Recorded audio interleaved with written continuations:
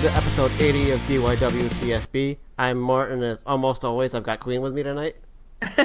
Hey, what up, bitches? I'm back. Yay, Queenie's back. But we're missing Pops this week.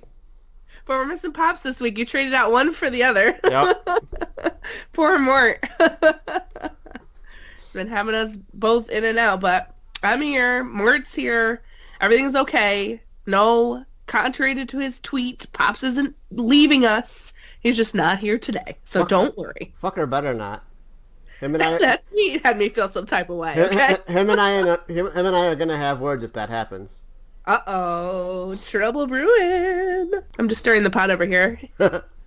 Sorry. What's up, Morty? How you doing? I'm doing all right. How's Queenie?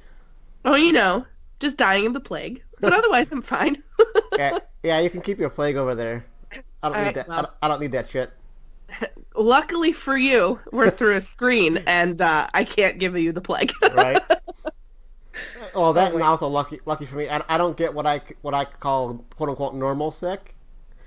I get Mort sick, which unfortunately Mort sick is generally deathly ill and it lands me in the hospital. Knock on wood, that doesn't happen very often. Oh no! Well, I mean that's not good either. No. This is terrible. What a terrible way to start our show. Oh my god, you guys. Well, I apologize for my terribly nasally congested voice, but we out here. We got things to talk about more. Are you looking for the newest and hottest in the world of pro wrestling? Then check out the amazing action on Powerslam.tv, the biggest indie pro wrestling channel in the world. Get over 6,000 hours of the best events from over 150 of your favorite promotions from 20 different countries around the globe. Brands like Progress Wrestling, Evolve Wrestling, Combat Zone, Defy, PCW Ultra, PWX, Over the Top, Shine, and hundreds of others with fresh content added every day for only $5.99 per month. Get your free trial today at Powerslam.tv. How are you feeling about this week in wrestling? Overall, I'm feeling pretty good. You? Yeah, actually, I feel pretty good. I'm feeling happy. So, what were Queenie's highs for Monday Night Raw? Actually, the match between Drew and Ricochet in front of Ric Flair, as weird as Ric Flair is these days, I thought actually was so weird, but I actually thought they did an excellent job. Not that I'm really surprised, right? Ricochet always, for me, delivers in the ring, and, it's nice to see Drew back in a I'd say a prominent position, right? Starting the show, opening the show. That's always a nice thing. So he's been, absent and, not really doing the things we would have wished him to do as Drew fans. But I really enjoyed their match, so that was one high for me. And the other high is, even though it was a squash match, I really like how they're building Alistair. Mm-hmm. I enjoy this squash match scenario because it builds him more and keeps his momentum going and keeping him over. I'd love to see him in a championship picture sometime soon. U.S. or Intercontinental or whatever we're gonna do. We need to do something. But I guess U.S. is on Raw, so that should work. Right out. Good enough for government work. I really liked those two matches, though I will say overall, I didn't hate too much. So that's a win, I guess. What about you? Well, for once, I'm actually not going to parrot Queenie, at least this part of the episode. What I thought was really entertaining was the Sin Cara and Andrade match. I just like the dynamic between those two for whatever reason. It always flows well for me. Uh-huh. Also, like Alistair on my screen because I love that new submission that he does. But something that I didn't expect to like was Seth Rollins versus Humberto Carrillo. That match exceeded the expectations that I had for it.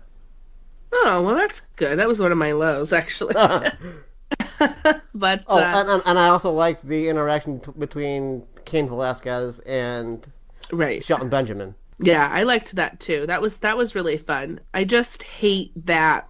This is where we're going to my low. Is that I hate that we're building towards the pay-per-view that must not be named. Mm-hmm. Because I would like to see that match on a real pay-per-view, on one that is not... Isn't during the day in the middle of a fucking week? Right, for in a country that I don't agree with, and for a cause I don't agree with, and, like, I get that it's money and this is business, but, like, can't you give it to me at, like, I don't know, different pay-per-view, please? I would just like to see it, because I'm not going to watch it. So I just feel like, so this is the I just don't like this part, because we're, like, a week out now from that whole thing. And so we're building our momentum, but I don't know. That's kind of the sour taste in my mouth that I got after this Raw. Right. Was like, I liked that spot, but then I remembered why we're getting that spot, and I'm like, dang it. And go figure, they're actually building things for a pay-per-view that shall not be named. They don't build shit for pay-per-views. What the hell is this bullshit? I know. And obviously anything with Lana and Lashley is going to hit my low list, but really the ultimate low for me, and I'm horrified this is coming out of my mouth, but the Viking Raiders versus Hawkins and Ryder, I thought was trash. Abysmal. Like, it was so bad, I stopped watching. That's horrible. I was like, I'm going to get up, because I cannot. And I just stopped watching. As much as we like the War Raiders, because that's just what I'm going to call them. I know. I'm just trying to be on the game here, Mort. But yeah, I just didn't see the matches anything worth a while. No, I was, like, so upset. But as far as what I didn't like, I didn't like King's Court with Rusev. I didn't like the Lana and Almighty Pittsburgh Bobby Lashley crap. I didn't like Flair on my screen. As much as Pops is gonna hate me next week, I didn't. Especially, I didn't like them cutting away to a Rick interview type of situation in the middle of that match. Yeah, I didn't like that either. I thought that was a poor taste. If you were gonna do that, do split screen. Yeah, I still want to see the match. Exactly. I don't really care about Ric Flair. Like, I just don't care. Sorry, Pops, but I don't. Like, I cared about Ric Flair when he was wrestling. I don't care about Ric Flair now. And I certainly don't care about what they're building for the pay-per-view that's not be named. I couldn't care less. No thank you. But I will say, McIntyre is the last choice there is a great choice. So, I don't know. And also, what did you think about the mystery partner for the Street Profits? Hey, yo, it's my boy right there. You know I love him. I don't know. It's like, I don't know how to feel about the Street Profits. So on one hand, I love how they hype people up. I enjoy the fact that they have that ability. And I love the we want the smoke. I love that. But at the same time, I'm looking at them and I'm like, oh, you had so much left to do in NXT. Is that just me? No, definitely not just you. And at least for me, I have zero faith in them being used properly on the quote unquote main roster. Yeah, I'm a little nervous about that because they've been the narrators, they've been the hype men for Raw for I don't know how many. I mean, like a long time now. I think months, like right? 2 months at this point. I think 2 months. Something like that. So I'm kind of like in this weird position with the Street Profits, but I will say, Kevin Owens, AJ Styles again? Yes, please, all day, every day. Book that. That's fine. Take my money. Hashtag fight forever. Seriously, fight forever. Those two are awesome together, and I'm really excited about it. I was trying to remember, too, thinking back to, like, the last time. It was, like, 2017, right? When they had that set of matches together? Yep. It's been 2 years. Let's go. It's been enough time. Right. As much as we complain about them reusing storylines, these two guys are talented enough to get pretty much Supermarket Brawl over if they had to. Yeah, they could. Kevin Owens certainly could. Yep. You can see him pouring milk down AJ Styles' throat. or give us a Whole Foods Brawl, just because. Whole Foods. Take these organic carrots, AJ! I cannot. That would be really funny. That would be funny. So if, Morty, if you could fix anything, what would you fix? I would take all of this Bobby Lashley, Lana, Rusev crap and get it the fuck off my TV, because I don't need daytime TV storylines in my pro wrestling. You brought Rusev back a couple of weeks ago. dude looks fucking ripped to shit. Why is there not a rocket strapped to his ass? Yeah, he looks ready, doesn't he? Yeah. Give me Rusev and AJ, for fuck's sake. I'd like that. I'd be great with that. I think that would be an awesome contest between the two. It would be fun and interesting and new, and that's something they sorely need, I feel like, and instead of this soap opera stuff. And everyone's like, oh, you guys wanted the Attitude Era back. I don't necessarily want all of the Attitude Era back, right? I wanted pieces of the Attitude Era. We want Attitude Era hype back. Yeah. We want to not hear ratings were shit because X, Y, or Z game was on the same night. They didn't complain and use that as an excuse in the Attitude Era. We want wrestling in a position where they don't have to use that as an excuse. Yeah, and I wanted pyro, so I got that. So we can't have all the nice things. Hashtag no nice things, as my pals at Heel Pops and Chair Shots would say. But yeah, that I would fix too. I would take that whole thing out. I would put Rusev in the mix with AJ and the OC. I would put him there. I would give the War Raiders something better to do. Because last week they cut that amazing promo that I was shocked that they even said out loud. And I was like, excuse me, we just brought up Ring of Honor and New Japan on a WWE program. Am I dreaming? Possibly. Gonna throw this out. Give me War Raiders and AOP. Yeah, see, that's the other thing. I'm sick of seeing those promos. It was good for the first two, and now I'm over it. So let them come out and let's go. Now it's too much. It's like you know how when they were doing the Aleister Black thing in the room every week, and it was way too much. Yep. And it was too much. They need to scale that back. Yep. They always do too much of what we like to the point where we no longer like what we used to like. Right. I agree with that. So, but otherwise, I mean, everything else I thought was pretty solid. It wasn't great, but it wasn't awful. The rest of the stuff that we didn't really talk about. It was solid. It was good. However, the other thing that I would have liked to have fixed is why were there no females on this entire show? Well, the rumor is, at least what I heard, at least on Twitter, is they were all in Australia or something doing an Australian tour, the entire roster, the entire female roster. Right. So let's just highlight the fact that we're going to the place that must not be named by having no female talent on whatsoever because their stories don't matter right now. I agree. They should have at least given us something. I mean, they had Natty and was it Dana on main event? Yeah. So put it on the main show. Give me something. Gotta give me something. It just was a sore spot, and I'm not trying to say that there are any other divisions other than Stardom really and Impact at this point that are really showcasing the women's division. I have stuff to say about AEW when we get there, but this was a severe kind of ooh, that little feeling, a little dagger. Yeah, at least give us a video package of somebody for some reason. Give me something. Yeah. Anything. I just didn't understand that. Why couldn't Becky cut a promo from where she was doing her ESPN stuff? She's hello. Or show a clip of the ESPN stuff. Right. Show anything and be hey, this is where we all are. What's up? Because it just seemed weird. Or we all know Becky's on the 2K20 cover. Have her show a quick promo of her doing something promotional wise for that. Yeah, except I don't know if they want to promote that. That game is such trash from what I've seen.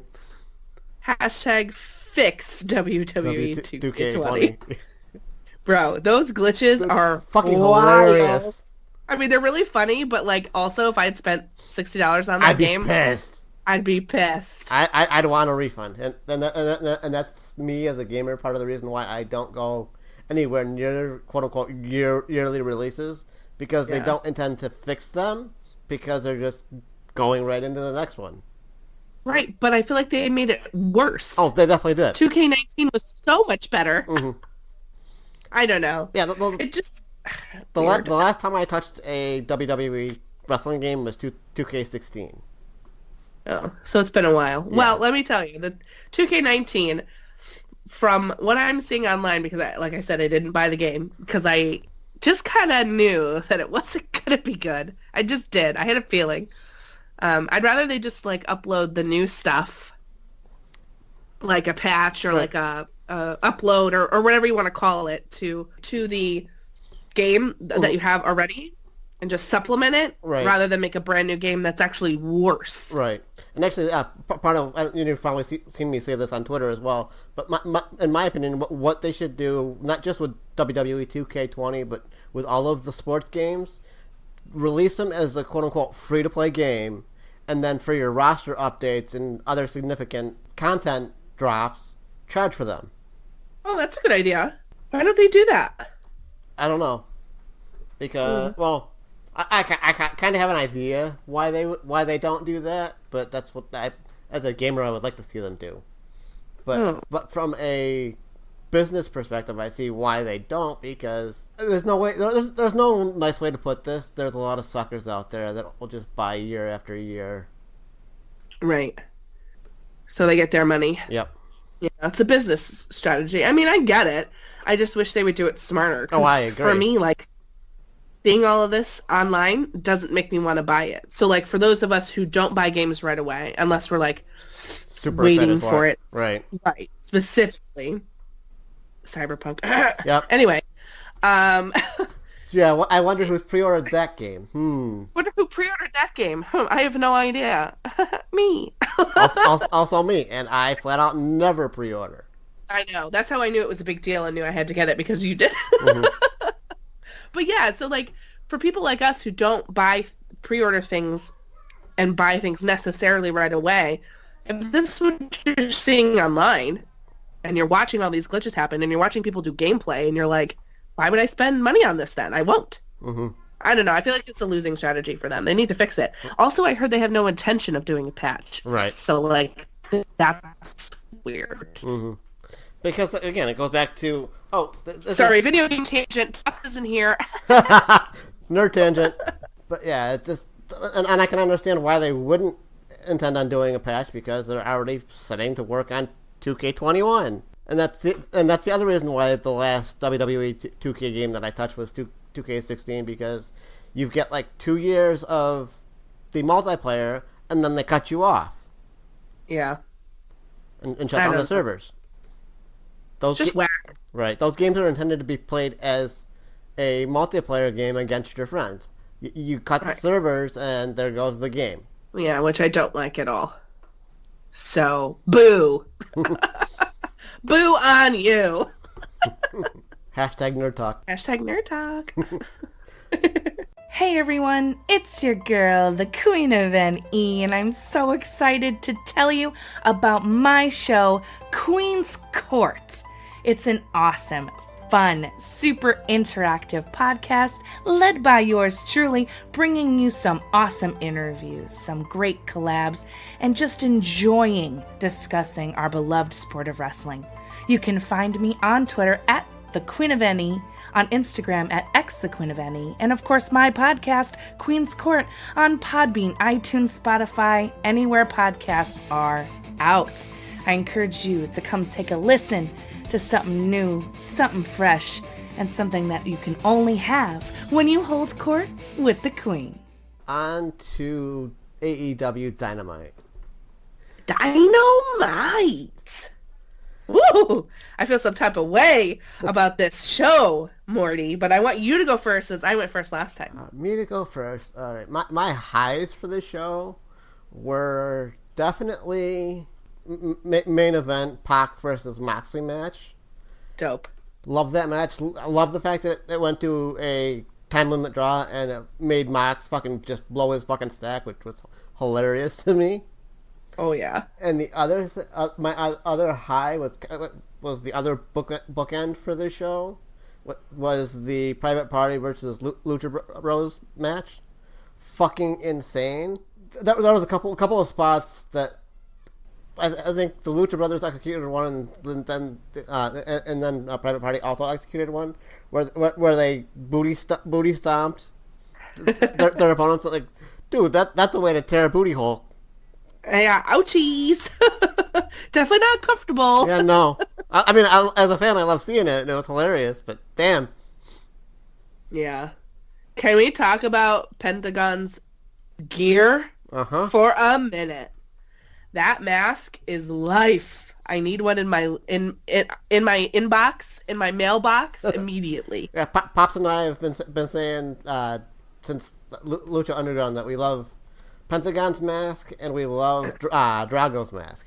Oh yeah, excellent choices. But with Pentagon, you have this like slash of red. Oh, it just hits so good.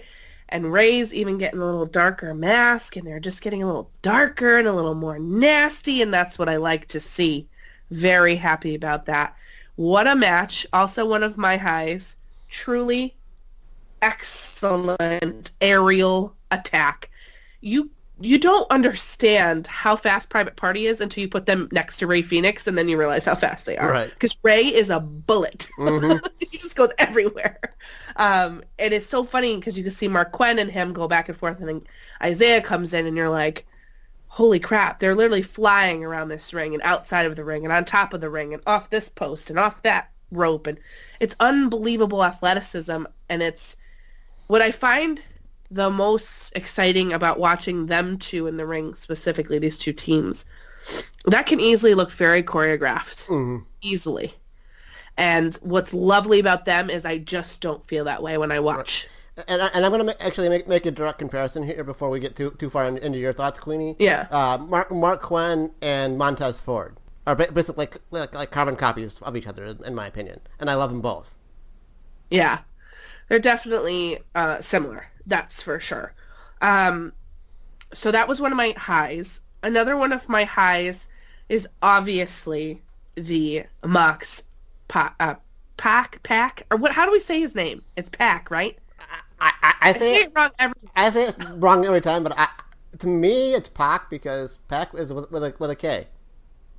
Yeah, that's what I see. Okay, I'm not the only one. # New England. Anyway, I just can't wrap my brain around calling him Pac. It sounds like a accent that I don't want to say. That match was stellar, and what I love about it the most is it's just a little drop in the bucket of what they can do, and that just has to hit you in the feels because, a couple years ago watching Mox's Dean Ambrose on WWE, this is a totally different dude. Oh yeah, I know we talk about it a lot, but it's really special to see somebody who is happy. He's happy and free. I was talking to a coworker today about Mox and his change. You could tell now that he's not with WWE anymore. Dude is fucking free, and he loves what he does again. Yeah, and you can tell it's in his work, it's in his promo, it's in his swagger, it's in everything, and the two of them together, what a story. They're so not what they used to be in the WWE, which is wild right? to think about, because it really hasn't been that long, especially for Mox. So it's just kind of funny. So there's definitely that. I will say another one of my highs was seeing Jamie Hayter come out. I love her. #AwadoTai, #WatchStardom. I'm obsessed with Jamie Hayter. So that was really exciting to see. I also just loved seeing Kenny versus Joey Part 2. Part 1 was so excellent, and Part 2 didn't disappoint me whatsoever. I really just loved it. I also love that this promotion is so pro tag team wrestling. Yeah, we had a lot of tag team matches, and that's very clear that that's their priority right now. But for those of us who love tag team wrestling and want to see those teams treated as main events, as big deals, this is how you do it. I agree. Because I go back and forth. Sometimes I like tag team wrestling, sometimes I don't. Last week, I wasn't a fan of a lot of what we saw. This week, for me, was better. Yeah. It was, it's a very interesting thing with AEW. I feel like a lot of people are in certain type of, like one week they like really better than another week, but then you talk to your friends and they like the opposite. It's kind of funny to me. Like this one, a lot of my friends were texting me like, oh my God, I think this is my favorite episode ever. And I was like, but what about episode 2? I think that was my favorite one. It's just so funny to like compare that even within the short amount of time that they've been putting on weekly television, how people can be so attached to different episodes and different matches that have come out of that. But what did you think about the Cody Schiavone interview turning into Cody's Inner Circle versus Jericho's Inner Circle? It was interesting to me. I didn't mind it. I want to see where it goes, but that's what's going to lead to one of my lows of the week. I didn't understand the Brandy shit behind the backstage. It was like super Brandy Wicked Witch for why? Yeah, that part I didn't like, but I actually kind of liked the segment itself beforehand. I really, really liked him using MJF's scarf to punch through great. the wall at the window. Yeah, the segment itself was awesome. I liked that a lot. I even liked the DDP reveal. Yeah, DDP was cool, and MJF doing the upside down triangle, such heel shit. I love it. But there's not a lot, but there's a few things I really just didn't like. And I'm going to be straight up real. Because, like, I know people think, like I'm all gung-ho AEW, and I am. And while I do give WWE a lot of shit, I'm going to give AEW the shit that they need to get as well. And that's with their women's division right now. This entire Brandy's thing, I don't understand. Like, she put out a tweet, like, she's not going to come out with Cody anymore, and she's not going to let her distraction take away. She's going to, whatever that means. I'm like, okay. And then she does that awful push on Jamie Hayter, and then gets in the girl who's doing the interview's face with this awful finger point thing, awful facial react. Like, it just was a whole segment of, like, awful. What is happening? Like, who thought that was a good idea? Like, really, honestly, I didn't think that was a good idea whatsoever. No. Why are you putting Brandy Rhodes in your women's division? She can be the Stephanie McMahon overseeing everything in the women's division, but she shouldn't be wrestling, in my opinion. I agree. And why are you going after Jamie Hayter? That makes no sense whatsoever. Also, this... Oh, go ahead. Because wasn't she the heel in the match? Yeah. So heel going after another heel. Like, why? I don't know. I don't understand what's going on with that. It's just a whole bunch of bizarre. And what it indicates to me is that their women's division is a total mess. And, like, I say this with the utmost love and respect because there's a lot of women on that roster that I really love. Like, I really love Bea Priestley. I really love Riho. I really love Sadie Gibbs, you know. And I like the rest of them. Britt Baker is slowly falling out of favor for me. But, you know, there's a lot of women that they have that I like. Allie can be really, really great.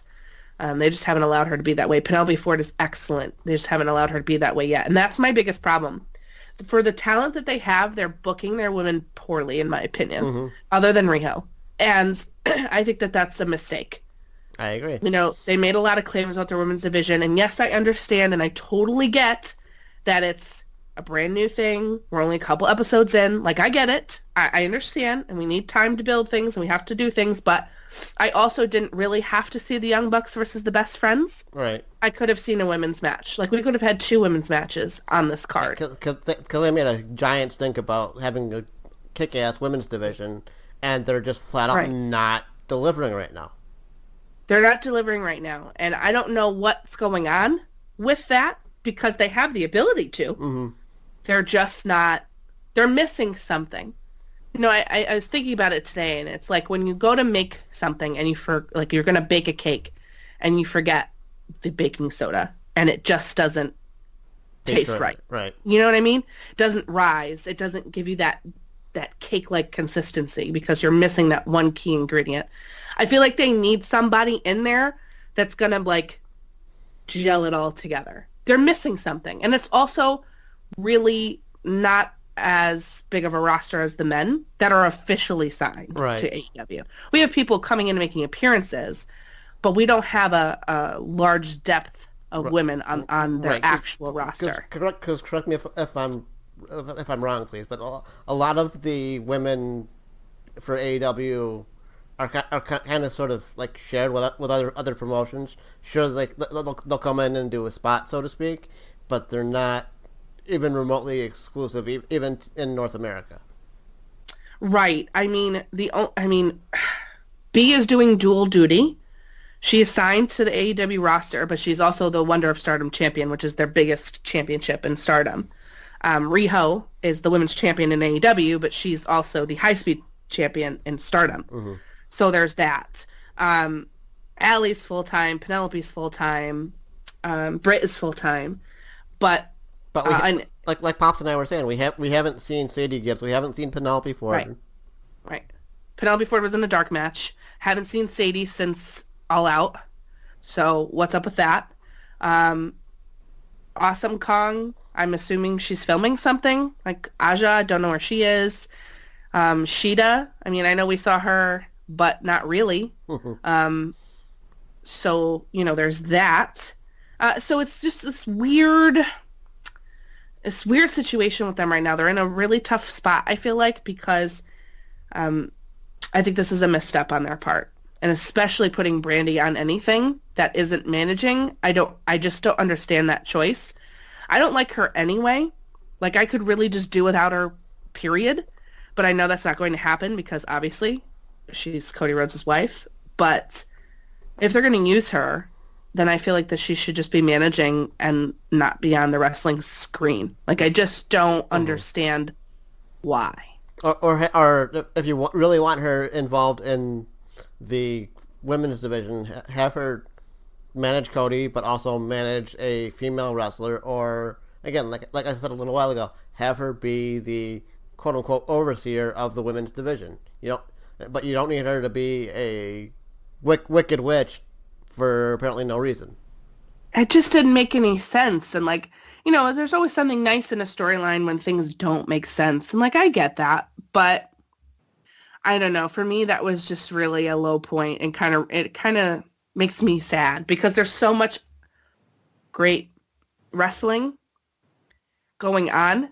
It's just not the women right now, and that's sad because they said a lot of things, and I would like them to deliver on those promises. Right.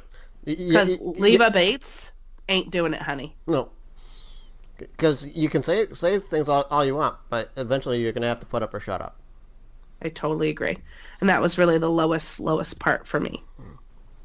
For me, I'm actually going to lump two matches in for me, because for me, the SCU versus Dark Order match and the Young Bucks and Best Friends match, they didn't, at least in my opinion, they didn't flow the way I would want them to. And for me, I enjoyed the Young Bucks half of that match, and I for the other match, I enjoyed the SCU half of the match, and I didn't get or connect even on I want to see these guys get their ass kicked and end of the match with the Best Friends or with the Dark Order. I'm like, okay, can we have Young Bucks versus SCU, please? Was the feeling that I had for those matches. Right. Yeah, I liked the Young Bucks versus Best Friends more than I liked SCU versus Dark Order because I just don't like the Dark Order. I think I said this a couple weeks ago. I liked the Dark Order better as the Super Smash Brothers. Yeah, me too. And I just don't get Best Friends. I just don't. That's right. Not many people get Best Friends, so you're not alone in that thing. But Dark Order for me and Dark Order and Leva Bates and Peter Avalon are the people for me that I would let go. Mm-hmm. Like if it were my company, I'd be like, nah, it's just not hitting. It's not right. And you have such a stacked tag division. Like I understand you need to have people that are going to take falls or whatever and take the pins, but the Dark Order is just not. Ugh, I just don't like it. It was great the way they came in, but they've fallen flat for me after that. Yeah, big time. I totally agree. But I will say, to end on a more positive note, the fact that we're getting SCU versus Lucha Brothers for the tag champions championship all day. I'll take that all day, day. That better be the main event next week. Oh, God, I hope so. Also, where's Sean Spears? Don't know. On vacation. I guess so. Eating catering backstage. There we go. Equal opportunity. Yep. Eating catering backstage. Also, as a sidebar, did you see the video of Sonny Kiss walking with Dustin Rhodes? Yep. In matching gear? Yeah, that was pretty cool. Literally my favorite thing ever. That hasn't happened yet, but I hope it does.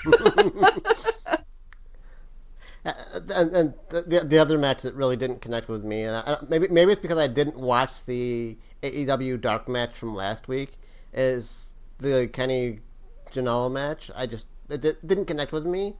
I didn't hate it, but I was like, why? But then again, that's me not having watched AEW Dark, I think. Yeah, you need to watch that. I think you'd change your mind. Yeah, it's like Queenie's shooting me daggers over here. You guys can't see that, but she's like, "What the hell?" I'm looking at him like he's like crazy. I'm like, "What?" First of all, why haven't you watched Omega Janela, the first one? Get on that. I'm telling you, it'll change your mind. Hashtag Mort the slacker. Stop slacking.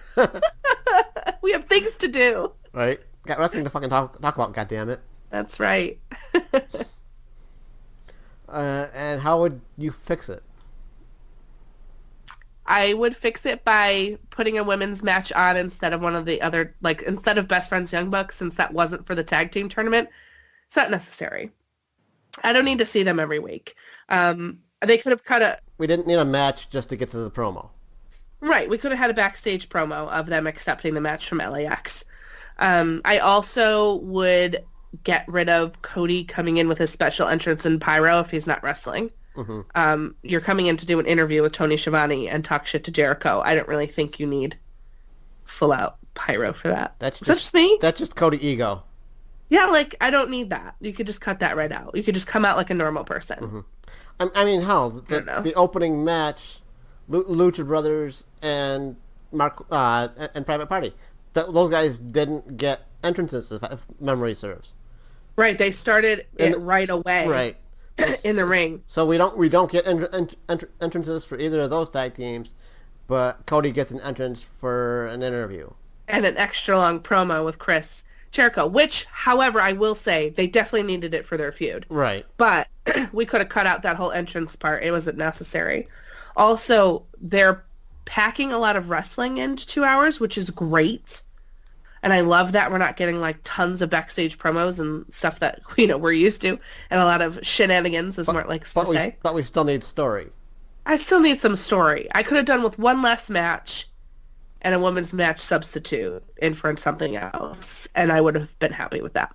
Yeah, that's how I would fix it. I can definitely co-sign with that because, like you said, the Young Bucks best friend match, even though they kind of tried to save it with commentary, saying that the winner may reposition themselves for a tag team titles match down the road. We still didn't need to do that this week.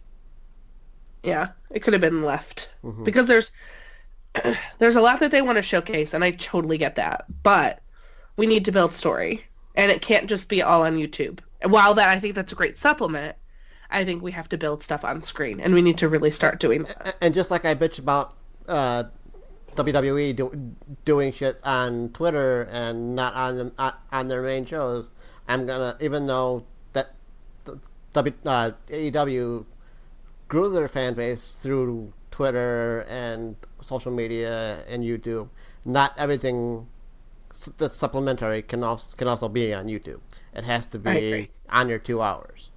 I agree. Because there's not all the fans are going to be like us and follow everything that we can. I agree. Because if you're looking at it from a casual fan's perspective, or somebody who's a WWE person or an NXT person that maybe wants to watch AEW for the first time, you got to give them some sort of context, I feel like. Right. You've got to give them a hook to stay around. Yeah, I totally agree with that. And do you have any closing thoughts there, Queenie? Yes, I do. Go for it.